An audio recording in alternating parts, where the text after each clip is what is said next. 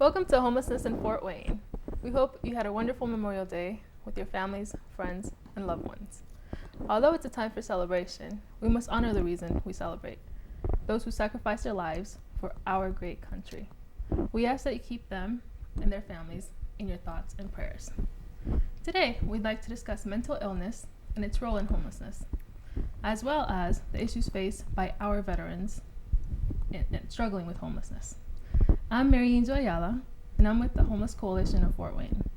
We're an educational nonprofit providing specialized tutoring and classes throughout Fort Wayne. We are part of the Fort Wayne Area Planning Council on Homelessness, a group of organizations serving the homeless community in Fort Wayne. Joining me today are representatives from organizations across Fort Wayne, serving the homeless, those struggling with mental illness, and our veterans. Please introduce yourselves, the organization that you represent, and please tell us a little bit about your organization. Great, thank you. Thank I'm you. Lisa Freeman, and I'm Executive Director for Mental Health America in Allen County, as well as Cedars Hope. Both organizations have a focus on advocacy for individuals who are living with mental illness. Many times those individuals contact us and they're in crisis. Cedars Hope in particular is a permanent housing solution for women with severe mental illness, and they can stay for as long as they would like, and we help them just become a productive member of the community and to stay on a treatment path. Thank you. Hi, Mary Angel. Thank you so much for having us. Thank you for being here. I'm Andy Wilson. I'm with the Carriage House in Fort Wayne here on Lake Avenue. We assist adults with serious and persistent mental illnesses to recover and reintegrate into the community. It's a non-traditional model to help people go back to school and go back to work and stay independent in the community. Excellent, thank you. Hello, and thanks for having me here today. My name is Amanda Baker, and I'm with Volunteers of America, and I'm currently the case manager at Safe Haven program in Fort Wayne. We're a new program. We opened in February, and we currently serve 25 homeless veterans. We're transitional housing, and our veterans have a maximum of 6 months to locate permanent housing. We work on trying to stabilize our veterans and, again, find affordable housing for them. Thank you. Thank you. Hi, I'm Jimmy Mitchell. I'm the Grant and Per Diem Liaison from the VA Hospital. Obviously, we provide health care to veterans, but the homeless team specifically provides emergency, transitional, and permanent housing to veterans who are homeless and in need. One of the programs that we work with specifically is the Safe Haven.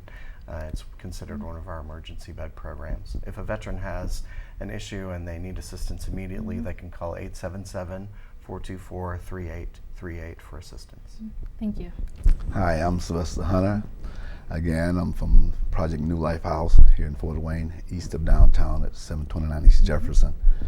We have a house that provides 8 beds for homeless people, period. But we work with veterans and we work with parolees, work with homeless veterans that are previously incarcerated, provide different services to help them become active again in the community through their lives, be it educationally, be it family, addressing court issues and things of that nature. So we just try to help out whoever we can.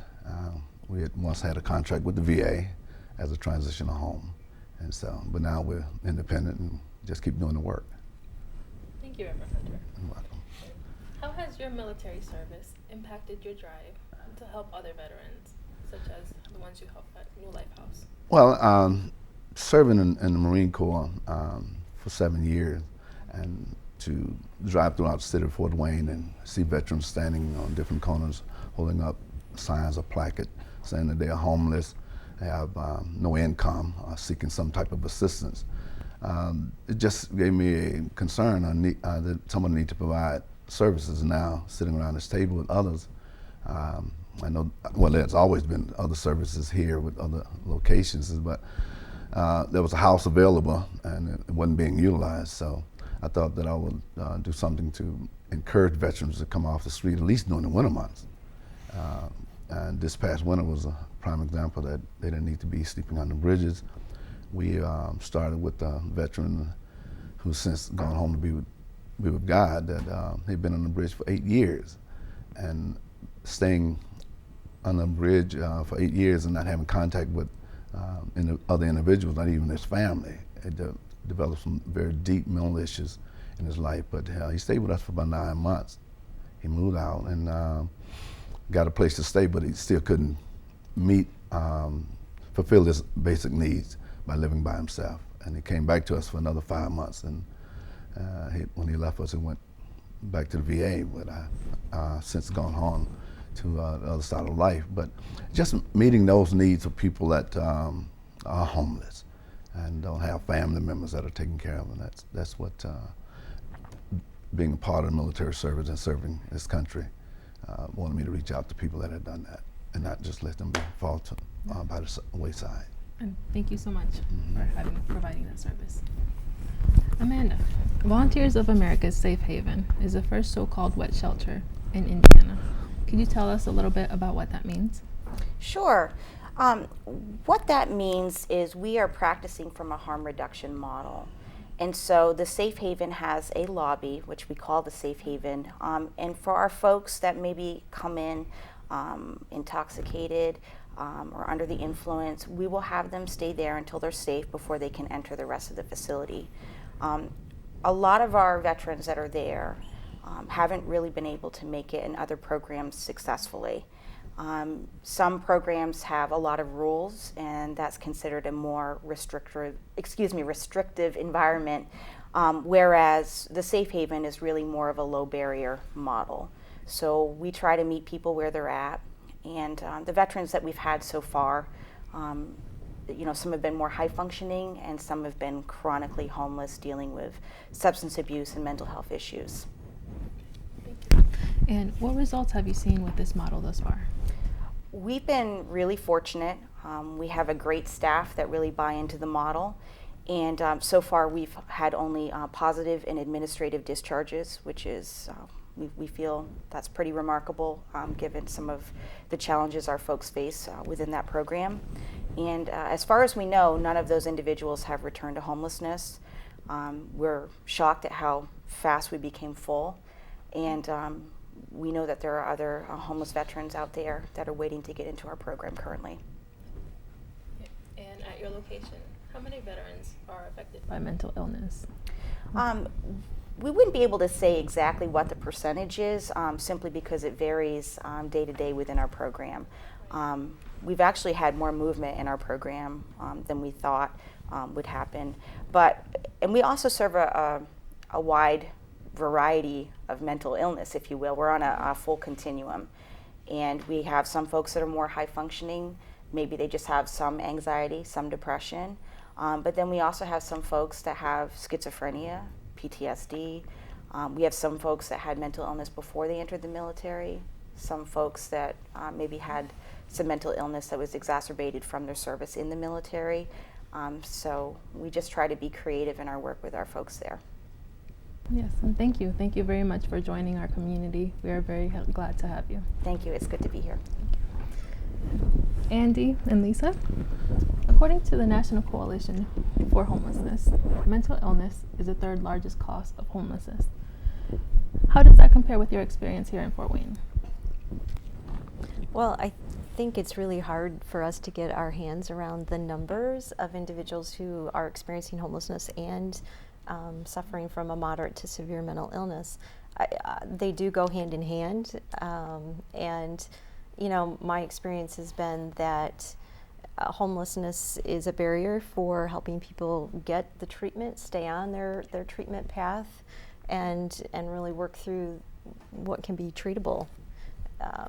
However, it's a barrier when there's limited affordable housing as well. I think that we know that serious mental illness can impact pretty significantly lots of aspects of somebody's life.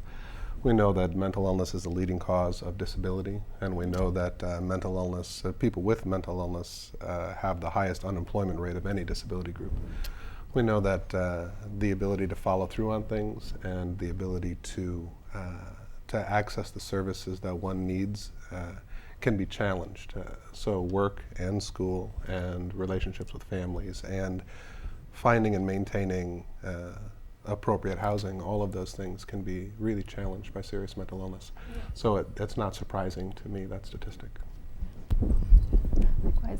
Andy, we know Carriage House is a unique model in that staff and members have equal say in some of the decision making. Can you tell us a little bit about some of the results you've seen with this model? Sure. We use what's called the clubhouse model. Started about 60 years ago in New York City. It's pretty non-traditional. It's really hard to tell the difference between the members and the staff in our community. We all work together, members and staff side by side. Pretty much everything that gets done by us. And we work on an idea that all of us have skills and gifts, and one's mental illness is probably not the most interesting thing about somebody. The most interesting thing is where you've been and where you're going, and Exactly. how you can help us and how we can help you. So that model is recognized as evidence-based by SAMHSA, and we get some really good results. Just last year, we helped 86 people go back to work in the community. We've got currently, I think, 17 people in higher education. Just graduated our second person with a master's degree this year. We're pretty good at helping people move. We move about 52 people a year into better housing and try to provide the supports to make that a reality. So our results have been pretty good in Fort Wayne.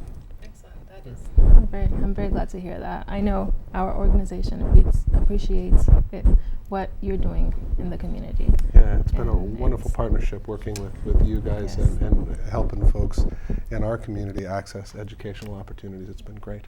Thank you. And now I have a question for everyone.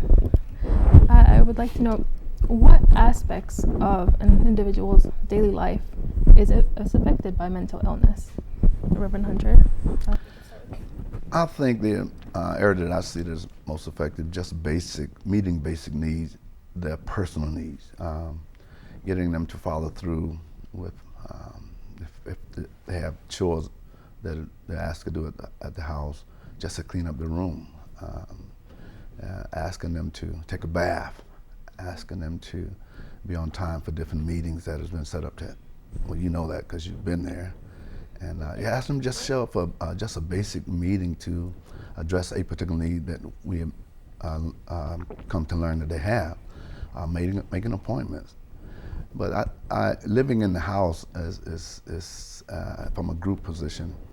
I think just getting them to meet their basic hygienic personal needs is a problem I see because of mental illness or whatever they might be addressing. Thank you. Mm-hmm. Off the top of my head, I would say building trust. A lot of times when someone has a mental illness, it's a deeply personal thing to them. Maybe they feel that they've been labeled by society and people, and they're often have more of a disconnect with the people around them. And we know statistically that research shows that about 40% of our ability to work well with a veteran with mental illness has to do with our ability to build that relationship. When you think about how you are in a day when you're depressed and how many things you want to do when actually you need to do the opposite just to make those things change and go away. Add to that substance abuse, for example, alcohol, which is a depressant. We're already depressed, we get more depressed. So there are a lot of issues that surround mental illness that we need to help guide our veterans to do. I think for what I've seen at the Safe Haven, I would agree that getting basic needs met can be a big challenge. It just depends on how symptomatic someone is. Someone can be fine for 3 weeks who has mental illness, but then all of a sudden they could be symptomatic. So we see that. We just kind of get to know a person's baseline. Building trust and rapport is also extremely important. But I would say the biggest thing that I've observed within this veteran population at the Safe Haven is poor sleep. And it's really hard to go about your day if you have poor sleep. It's pretty hard to organize your thoughts. It's pretty hard to follow through with a plan. A lot of our folks do suffer from PTSD. It varies in severity, but it certainly affects their sleep and the rest of their day. It seems to me that there's kind of two layers there. The one thing is just the symptoms of a serious mental illness can really, really be incredibly challenging on all kinds of levels. If you wake up and you're so depressed it's hard to get out of bed, that is going to impact your ability to do stuff like self-care and take medicine and remember to be places. If you're hearing voices so loudly that you can't concentrate on what somebody's saying, it's going to have impacts all the way across the board. So just the basic symptoms are pretty significant in terms of impacting everything. But then there's also, for people that are getting treatment, there's some pretty heavy-duty side effects from medications that can make all kinds of things challenging. And then even more so, I think what Jimmy was talking about, there's a strong internal and external stigma around serious mental illness. And even if you are a person who is getting treatment, figuring out, remembering that, oh yeah, you know, I'm still okay, and I can still move towards that. There's a strong pressure that prevents that in lots of cases, even from those of us who are trying to help. So I think it can't be understated, the impact across the board that serious mental illness can have on an individual in the community. Well, it's really hard to add anything in addition to what everyone said, but you know, I think the other problem that people experience is a loss of personal relationships and their own support systems. Many times family members don't understand their mental illness, and so they really struggle with maintaining those relationships, and what happens when those relationships go away. It really just compounds their symptoms and all of the other barriers that they experience. It does. And I know Mental Health America advocates on behalf of those with mental illness. What are some of the biggest projects you have going on right now? Well, we've focused a little bit more around suicide. It continues to be a growing community problem. We tend to see now nationally more suicides than homicides, and that's true for Allen County. And so we've been working with other organizations in the community to form a group to stop suicide in Northeast Indiana. And you know, I feel like we're now just finally getting our hands around what does prevention, intervention, and postvention look like for those who are experiencing suicidal thoughts, or they've had a family member who has died by suicide. I mean, it just runs the gamut. So for us, that's a place that hasn't really been addressed.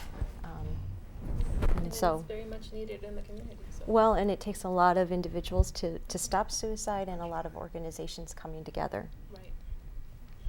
We know Cedars Hope caters to women exclusively. What are some issues you notice with women struggling with mental illness? Well, first of all, housing is a barrier, especially affordable housing, and single women tend to be a common population for homelessness. So then when you add mental illness to that list, you're now looking at a special population that just requires a wide range of services. Many of them are considered disabled because of their mental illness. But one of the things that we do at Cedars Hope is provide them with more of a community-based setting. Not only are they living in a nice neighborhood, but they're living with each other. So there's peer support, there's case management, and we get them out into the community, either participating in programs or actually giving back to the community through volunteer services. So it seems to be a really good positive mix for those ladies that live at Cedars Hope. And many times they stay for many years because it is a positive environment for them. Thank you. Thank you. I know working with Cedars Hope, we've met some of the women, and they're fantastic, and it's providing an excellent service for them. We are very glad and grateful to partner with Cedars Hope. Thank you. We appreciate it. Thank you. So, as a whole, what are some solutions our community can provide to improve access to health care for those struggling with homelessness? Reverend Hunter? Well, I think the things that we can do to help address the issue of mental health with homeless people and veterans is that we need to know organizations that are doing the work in the community. The Homeless Planning Council is a good organization, but it's still meeting the two of you and you, others. Today is eye-opening to me, and to hear you talk about women who need a place to live. I get calls all the time from women that have children that they're homeless, that don't have a place to live, but we can't help them because we don't provide that services. But there's so many women in this community that are homeless. And I think just having information about organizations, what they're providing, and doing working together in a collaborative way will help address the issue. I don't know whether it will eliminate it, but it will help address the issues from an organizational standpoint. Thank you. Mm-hmm. And Jimmy? I guess I would just say for us, getting out into the community, kind of like he's talking about, getting the word out about what we do and what all of us do in the community. Every time I attend a continuum of care meeting, I meet more people and get to know more services that are out there. And I think we just need to get to know our services so that we can best let everybody know in the community what's going on as well. Collaborating. It's definitely a great way.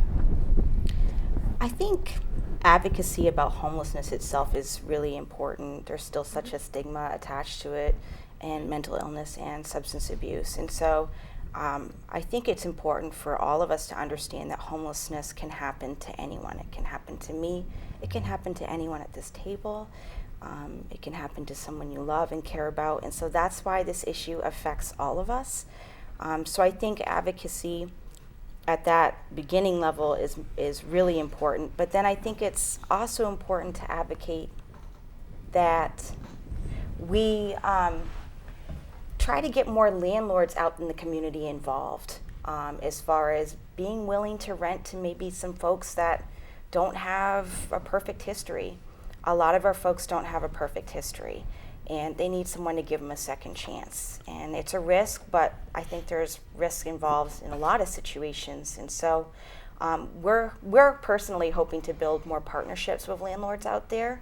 And I think also the biggest challenge that we have is for our folks with lower income that maybe can't find employment but maybe aren't 100% service connected. They're low income. They need subsidized housing that's based on their income. And right now, it's very difficult to find that in Fort Wayne simply because there's such a need for it. Yes, thank you. And I think you brought up a very important point. It is a community issue because it could happen to anyone. Homelessness is something that we're all just one unfortunate event from it happening to us. So, thank you. Yeah. I think one of the pieces of language that we use as well is the same thing is true about mental illness. We're all just one day away from having a serious mental illness. It seems to me that when we're talking about accessing mental health care, we've got a significant issue, continuing issue in our community and in our country about being able to access good services, good psychiatric services, good physical health care services, good services if you have no income or low income or are homeless. So it seems to me we've been trying in Fort Wayne with Matthew 25 in the neighborhood health clinic. We've got some ability to access services. However, very often I bump into friends of mine who say, I can't find a psychiatrist. I can't find a psychiatrist to see me because I don't have health care or the health care that I have is not covered by private psychiatrists. So it seems to me important that we as a community think about how we make available psychiatric services for people who have very limited or no incomes. And I would just have to say that medication costs are a problem, especially once someone is on a treatment path. They can't continue because medication costs exceed their financial resources. And I would say good case management services as well to just ensure that people don't have barriers to getting the treatment, especially those who really want access and want to be in a recovery phase in their life, and nothing worse than not having transportation, childcare, insurance, and all of those things. Having case management to support them is another positive solution to access. Yes, and thank you for bringing that up. It's hard for everyone to imagine how difficult it is to get the resources that we need on a limited budget. Imagine on no budget. So thank you. Jimmy, we know you work with Veterans Affairs and with outreach. Tell us some experiences you've had when it comes to the homeless population. We've hit on quite a few of the issues today already, but one of the ones that keeps popping into my head right now is transportation. Talking to a veteran out in the community who hasn't yet accessed services and tell them we've got all the services you need, but they're 3 miles away. To us, doesn't sound like anything because most of us have vehicles or some form of transportation. A lot of those people do not, so that's definitely something that comes to mind as a barrier. And again, building those relationships with people out in the community, with as many people as we've helped. We have a lot more people that we need to help, and we need to find creative ways of bringing them in, guiding them, and helping them to believe that what we have to offer will be helpful. Helping them get involved in their treatment so that they feel like the things that they want to address are what are being addressed, not just the things that we tell them that they should address. For example, I had someone walk in the other day. They were interested in building a better relationship with their grandchildren, came here after 13 years of homelessness in Texas, but now interested in being here. That's their slight motivation to change a pattern of substance use that's lasted all those 13 years. So, you know, whatever they're ready to work on, we're ready to help them work on, not to condescend to them, not to be negative towards them, but just, again, with harm reduction, say, what do you want to change today, and what do you think you can do to make that happen? Earlier you mentioned mental illness carries a negative stigma in the community, which poses barriers to care. What do you see as viable options to remove these barriers? That's a really good question. I think if I had that answer, I'd be pretty big in mental health right now. I would say that overall, again, building those relationships and helping them with basic needs. You know, sometimes I can go out just carrying sleeping bags or blankets or toothbrushes or those kinds of things and be much more received because I have something physical that I can share with them that day. Other days it may just be talking to somebody for a while. A lot of times I've found that my veterans in the community really just want to be heard. Right. They want somebody who'll take the time and listen to them for a few minutes when they often feel like no one else does. So. Thank you. Thank you. Could I take a try at that as well? Yes, please. Hey, it seems to me that probably well, we know statistically that the biggest cause or the largest root of stigma is fear. That there's a pretty strong fear that someone with a serious mental illness is going to be violent.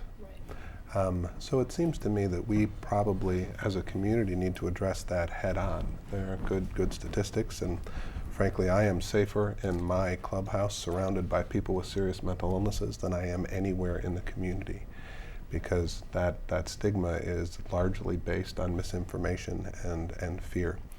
So I think a way that we as a community work on that is we become courageous. We become courageous about saying, yeah, this is a real thing that affects my mom. I can't do anything in a community anywhere where afterwards somebody doesn't come up to me and say,